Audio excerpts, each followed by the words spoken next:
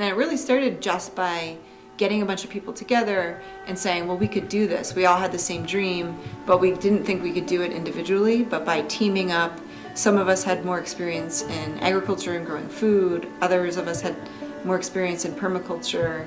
And so we started just as 5 residents by knocking on the doors of the downtown, of the neighborhood, and just saying, we're interested in growing food here. What would you think about this being a neighborhood farm?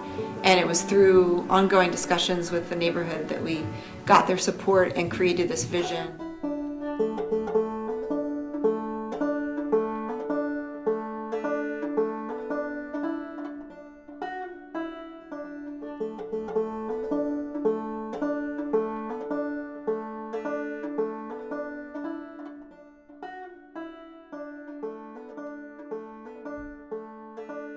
A lot of people that were living there had always known that farmland to be farmland, and so they were open to the idea of it continuing as farmland. And through several meetings with the neighborhood, we began to craft a proposal that we were able to submit to the Conservation Commission and gained access to farming land.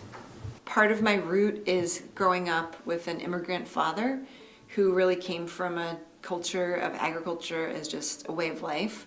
And so when I was a kid, we always had a garden growing up, and every year we go down to New Jersey and pick tomatoes and make like 100 jars of tomato sauce over 3 days. And when I was growing up, I definitely resented this.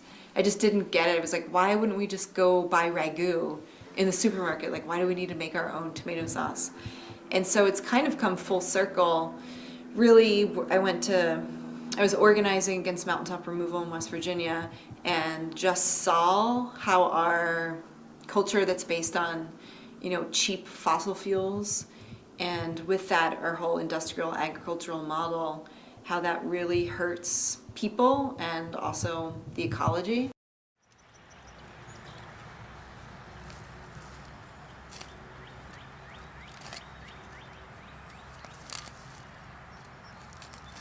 This idea of demonstrating both no-till farming on public land, urban land, and experimenting with perennial polycultures of useful plants or different mixtures of long-lived plants in ways that are mutually beneficial. And I see that as kind of a political act in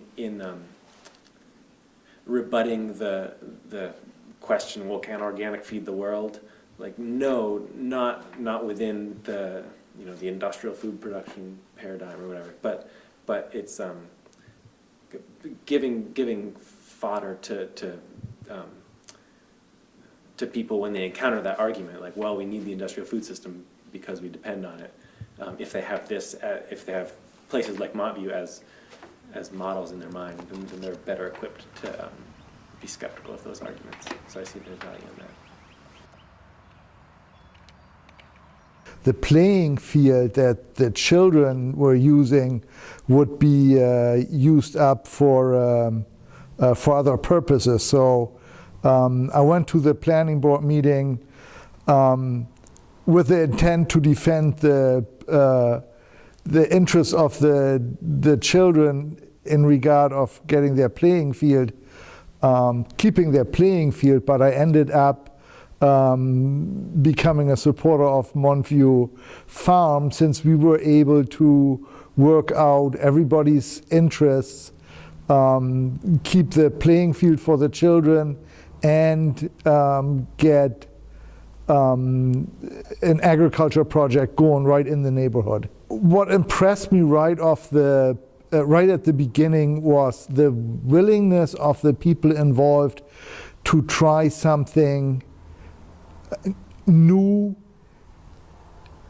that would entail much more work but would liberate them from the chains of the oil industry. And by that I mean they were willing to put their muscle and their heart into working without using machinery that would use petroleum products. Our system is set up so that you just turn on a switch and the lights come on.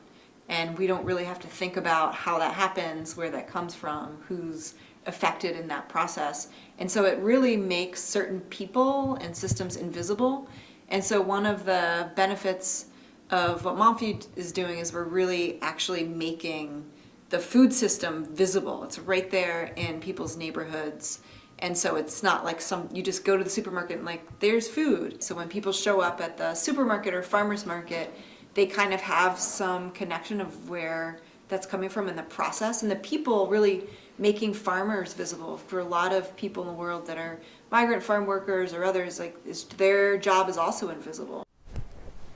An example project of urban farming where a piece of land that's really not that useful for industrial farming or even for a family farmer to farm was used to produce, great produce in a neighborhood, for the neighborhood, in an urban setting. Now, things like that should, in my point of view, be encouraged and used as models to be used, all over. Currently at Montview Neighborhood Farm, we've been on 3-year license cycles. So every 3 years, there is the possibility that the city will put out an RFP, request for proposals, and select another farmer. And so this makes for a very unstable and insecure farming environment. The town is supposed to be managing or be responsible for that land, and all of a sudden there was a subcommittee of a neighborhood committee that you had to pay dues to be a voting member that was deciding on who was going to get the license for the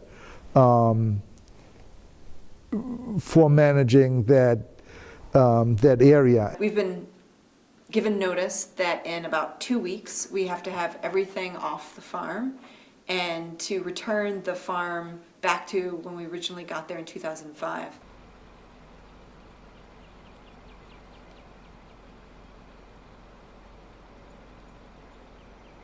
Ecology is constantly changing and in flux, and you really can't revert back to this certain still point in the past. And what we've done through our no-till methods is we actually have increased the organic matter in the soil by 2.7%. And so that's just topsoil, inches of topsoil that we've built through our methods that is actually retaining water and also being a really good carbon sink for a lot of carbon in the atmosphere, storing that in the ground and therefore mitigating climate change. And so we really can't revert back to what it was like in 2005. But we were ordered to clean up the area. Taking this value that's been invested in the land for the last 6 years, and even though influence over the land is being lost by Montview, there's still influence that can be had.